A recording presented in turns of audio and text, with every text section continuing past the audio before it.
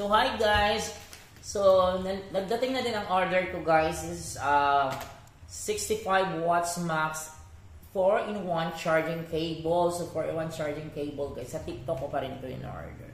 So bili na kayo nito guys. Maraming magagamitan nito. I'm so sure. Nakikita ko sa TikTok yung ang daming purpose ng charger na ito. Pwede sa iPhone, pwede sa Android, at pwede rin sa pang charge ng laptop. So ito yun nakalagay. Literally 400% faster for charging modes.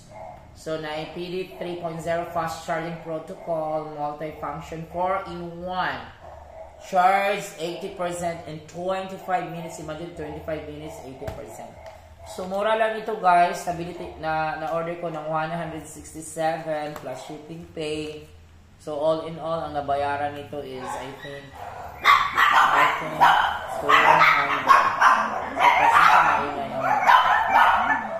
So ang nabayaran ko is 203 pesos with shipping pay na. Ayan, buksan natin.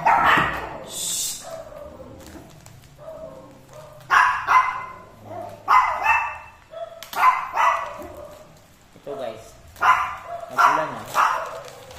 Ito, 4-in-1. So, bongga, may sale na lalagyan. Tingnan mo, manang ipagiging. This is it, guys. Dara. 1 cord. So, siya, ito, lightning cord. Tapos, parang matanggal man ito, guys. Yeah, matanggal. So, ito na, pwede C, pwede lightning. Ano ba yan, lightning? So, yan. Ito, 4-in-1. Tapos, ito C. Tapos, ano ito? Ano ito? USB. Tapos, ito yung C. So, maganda guys. Tingnan nyo guys. Tingnan nyo. Ayan. Pwede na ito pwede sa iPhone. Pwede sa 15 Pro Max. Tingnan natin. This is my 15 Pro Max. Tingnan natin yung magkasya. Yan. Kasya siya guys. So, yan. Kasi C na. Tapos, pwede din ito sa mga English C sa iPhone.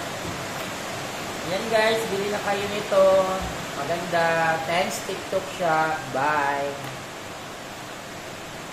This is 4-in-1 cord, no? So, order na ko sa TikTok. Nice ito guys. 4-in-1 kasi nga ito pwede na to sa iPhone nga dili C cord.